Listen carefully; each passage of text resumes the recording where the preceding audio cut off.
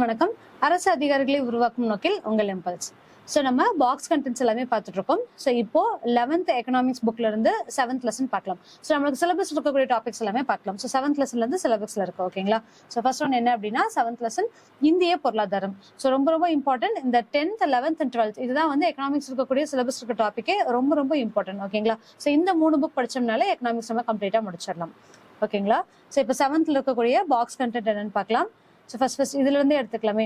இலக்கு முறை அப்படிங்கிறது என்னன்னா, ஸோ இலக்க முறை பொருளாதாரத்தில் இந்தியா ஒரு உலகளாவிய போட்டியாளர் ஆகும் அப்படின்னு சொல்லியிருக்காங்க. யார் அப்படின்னா சுந்தர் பிச்சை, CEO கூகுள். ஓகேங்களா? ஸோ சொல்லியிருக்காரு. ஸோ ஃபர்ஸ்ட் ஒன் இந்த பாக்ஸ்ல என்ன கொடுத்துருக்காங்க அப்படிங்கிறத பார்க்கலாம். மொத்த நாட்டு மகிழ்ச்சி குறியீடு. ஸோ முதல்ல பார்த்துருப்போம், நம்ம 10th புக்லயே அதை நம்ம பார்த்துருப்போம், GNHI. ஸோ ஒரு நாட்டோட மகிழ்ச்சி குறியீடு அப்படிங்கிறது cross national happiness index. So இது எதுக்காக முதல்ல கொண்டு வரப்பட்டாங்க, யார் மூலியமா கொண்டு வரப்பட்டாங்க அப்படிங்கிறத இதில் திருப்பி கொடுத்துருக்காங்க. ஸோ HDA விட GNHI ரொம்ப இம்பார்ட்டன்ட் அப்படின்னு சொல்லிட்டு யார் சொல்லியிருப்பாங்க அப்படின்னா பூட்டானுடைய மன்னர் ஜிக்மே சிங்கே வாங்ஷுக் அப்படிங்கிறவர் மூலமா சொல்லியிருப்பாங்க. ஓகேங்களா? ஸோ 10th நம்ம பார்த்துட்டோம். இது ரிப்பீட்டட் கொஸ்டின். ஓகேங்களா?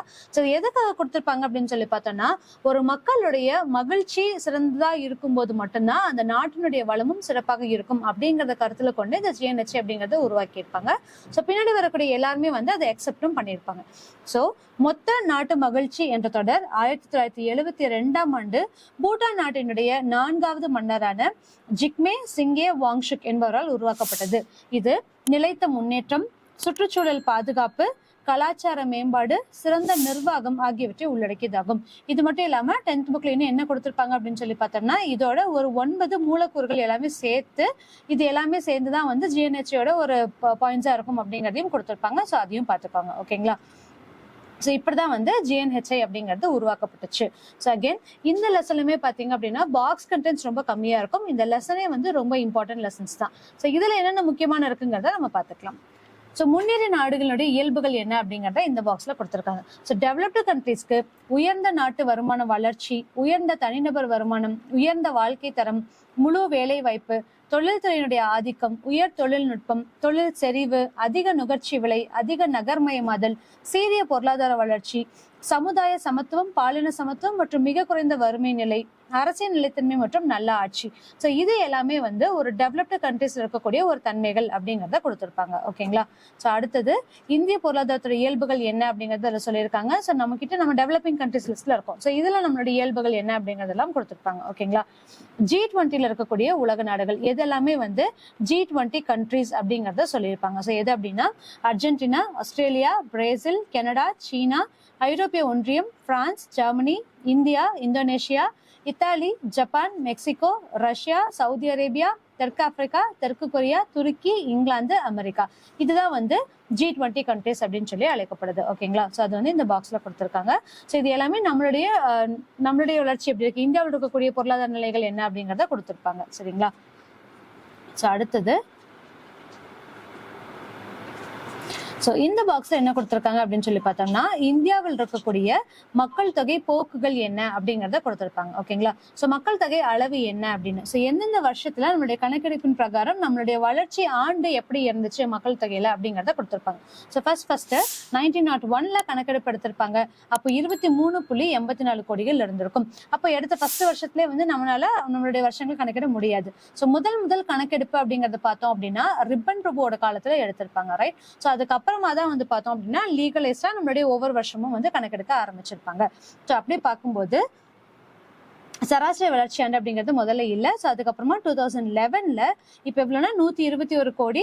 ஸோ வளர்ச்சி ஆண்டு அப்படின்னு சொல்லி பார்த்தோம்னா 1.66% இருக்கு. ஓகேங்களா? ஸோ இதுல இருக்கக்கூடிய எல்லா விஷயத்துக்குமே கரண்ட் அப்டேட் என்ன அப்படிங்கிறத நீங்க வந்து பார்த்து வச்சுக்கணும். ஸோ எப்பவுமே எக்கனாமிக்ஸ் கொஸ்டின் அப்படிங்கறத பார்த்தோம் அப்படின்னா கரண்ட் அஃபேர்ஸோட ரிலேட்டடா தான் உங்களுக்கு கேட்பாங்க. ஓகேங்களா?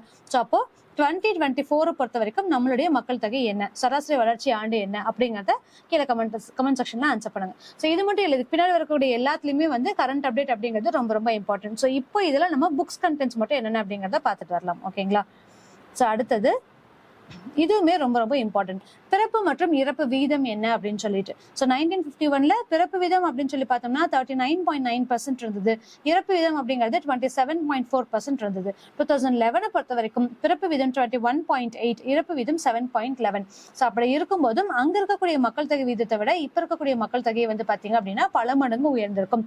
இதுக்கு காரணம் நமக்கிட்ட இருக்கக்கூடிய டெக்னாலஜியா இருக்கட்டும், இல்ல மருத்துவ வசதிகளா இருக்கட்டும், எல்லாமே வந்து முன்னேற்றம் அடைஞ்சிருச்சு. அதனால இறப்பு வீதம் ரொம்ப கம்மியாவே இருக்கு அப்படிங்கறத சொல்லலாம். ஸோ இதுல ரொம்ப ரொம்ப இம்பார்ட்டன்டா 1951, 1961, அதுக்கு முன்னாடி 1921, இந்த 3 வருஷத்துக்கு இருக்கக்கூடிய ஒரு டிஃபரன்ஸ் கொடுத்திருப்பாங்க. ஸோ 1921 அப்படிங்கிறது என்னன்னு சொல்லி பார்த்தோம். ஸோ இங்கே இருக்கும் 1921 அப்படிங்கிறது என்ன அப்படின்னு சொல்லி பார்த்தோம்னா பெரும் பிரிவினை ஆண்டு அப்படின்னு சொல்லியிருப்பாங்க. ஏன் அப்படின்னா மக்கள் தொகை அதிகமா வந்து கம்மியா இருக்கும். ஸோ கம்ப்ளீட்டா வந்து குறைஞ்சிருக்கும்.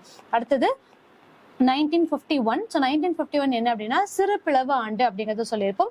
இது எதனால அப்படின்னு சொல்லி பார்த்தோம்னா ஒரு அளவுக்கு தான் வந்து அங்க கம்மியா இருந்திருக்கும்.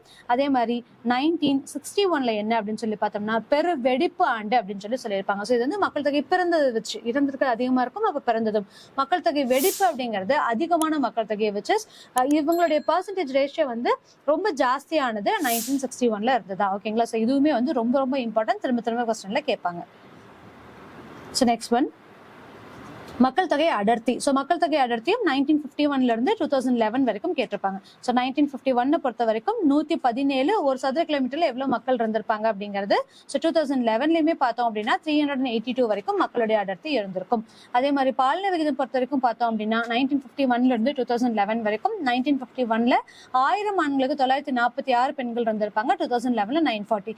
இது எல்லாமே இந்தியாவோட ரேஷியோ. ஓகேங்களா. ஸோ இதுக்கு தகுந்த மாதிரி நம்ம தமிழ்நாடோட ரேஷியோஸ் என்ன அப்படிங்கிறது நம்ம பார்த்து வச்சுக்கணும். ஓகேங்களா. 2011 and 2022ல ஒவ்வொரு 10 வருஷங்களுக்கு ஒரு தடவை தான் மக்கள் தொகை கணக்கெடுப்போம். கொரோனா ரீசன்னால நம்ம அதை கணக்கெடுக்கல. அதுக்கப்புறமா பின்னாடி கணக்கெடுக்க ஆரம்பிச்சோம்.